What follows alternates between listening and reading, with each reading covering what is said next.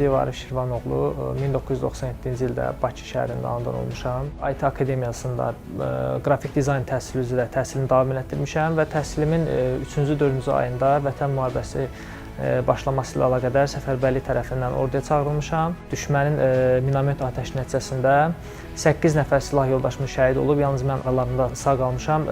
Gözümdə və qolumda böyük travmalar almışam. Yaşad fondunun köməyi ilə həm İsraildən gələn həkimlərin dəstəyi ilə gözümdə transplantasiya əməliyyatı həyata keçirilib, qolumda çox saylı Türkiyədə və Azərbaycanda əməliyyatlar həyata keçirilib. Artıq əməliyyatların çoxunu öyrəndikdən sonra yenidən təhsilimi davam etdirmək üçün çalışmışam. Texniki universitetdə təhsil aldığım müddətdə də əlavə olaraq qrafik dizayn tədrisimi bərpa etdirməkdən ötürü Bakı Dizayn Akademiyasında tədrisə başlamışam və hal-hazırda işləyirəm. Ümumiyyətlə bütün qazilərimizə hamısına şəfa diləyirəm və ümumiyyətlə insanda olan müəyyən bir qüsurların olması ona ümumiyyətlə həyat aktivliyində heç bir məhdudiyyət yaratmır. İnsan bu şeylərin öhdəsindən gələ bilər.